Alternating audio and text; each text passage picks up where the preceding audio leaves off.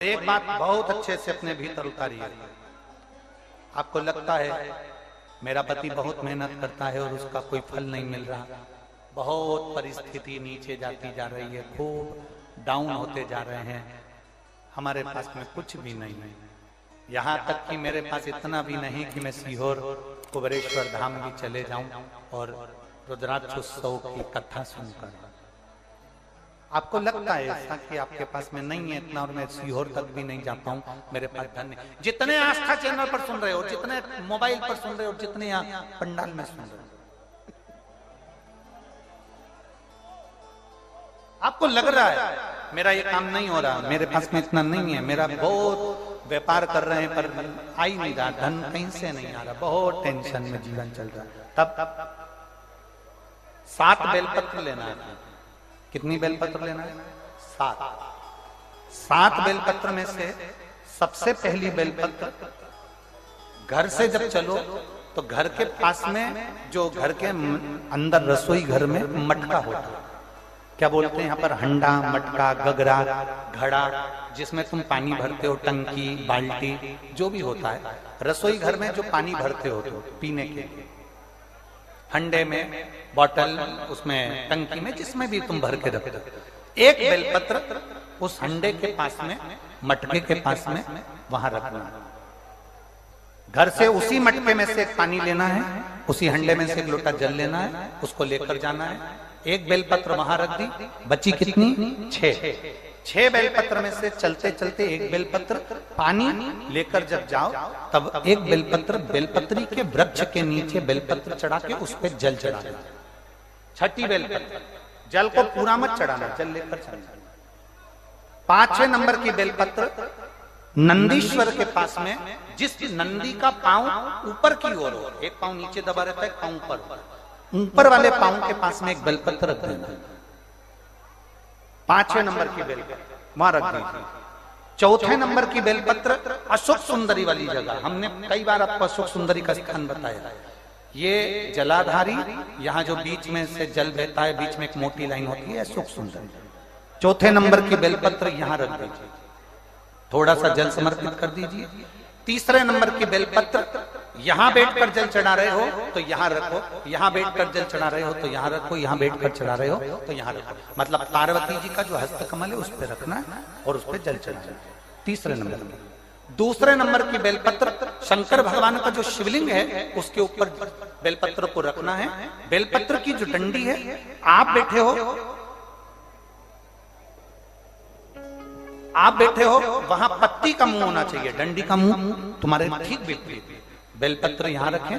2रे number जल चढ़ाएं।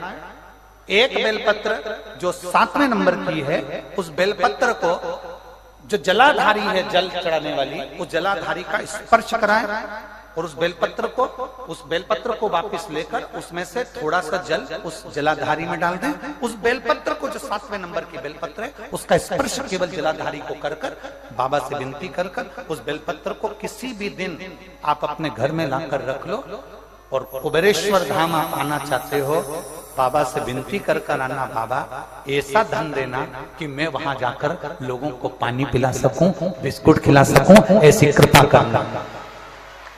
7 मार्च को कथा प्रारंभ होगी कुबेरेश्वर धाम की। 5 मार्च के पहले मेरा बाबा तुम्हारी झोली जरूर भरेगा और तुम्हें कुबेरेश्वर धाम जरूर बुलाएगा, पक्का। ज्यादा दूर का नहीं सोचना, नजदीक। 7 बेलपत्र का उपाय, 7 बेलपत्र का उपाय शिव जी का एक आनंद फल प्रदान करना। पहली परिंडे के पास, 2री बेलपत्र के वृक्ष के नीचे, 3री नंदी के यहाँ, 4थी अशोक सुंदरी के यहाँ, 5वीं पार्वती जी के यहाँ, 6ठी भगवान शंकर के ऊपर, 7वीं जलाधारी का स्पर्श कराकर वापस।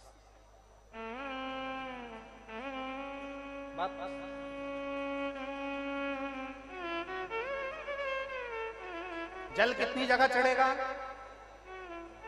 जल कितनी जगह चढ़ेगा?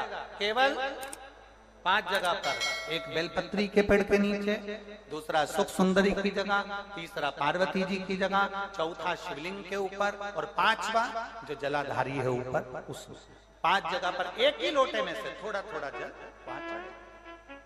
और बाबा से विनती करना है आपको, बाबा मेरा ये दुख है आप मिटा दें, बाबा मेरा ये कष्ट है समाप्त करना, बाबा मुझे सीहोर पहुंचना है, कुबेरेश्वर धाम जाना है, रुद्राक्ष उत्सव में लोगों को भंडारा खिलाना है, बाबा इतनी झोली भरना मेरे दाता, मैं स्वस्थ होकर कुबेरेश्वर धाम की धरा पर पहुंच सकूं। ऐसी कृपा उससे विनती करो, विनय करो, निवेदन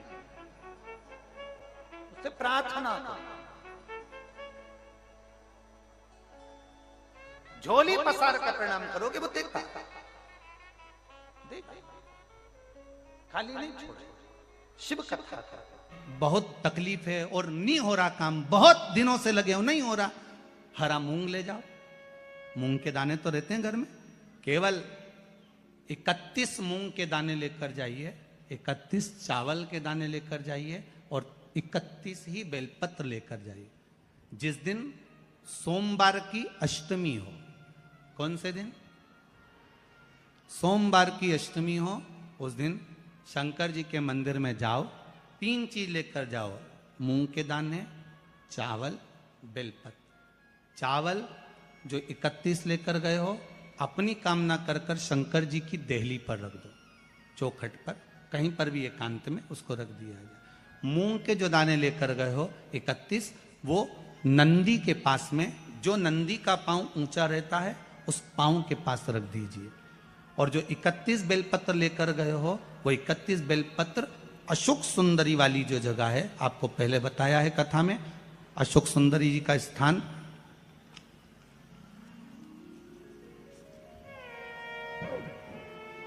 ये शिवलिंग, ये जलाधारी जहां से पानी बहता है, उसके बीच में एक मोटी सी लाइन होती है जो शंकर भगवान की छोटी लड़की अशोक सुंदरी का स्थान है। शिव जी के 13 बच्चे हैं, 13 बच्चे में सबसे छोटी लड़की अशोक सुंदरी यहीं पर विराजमान होती है जहां से पानी नीचे गिरता है।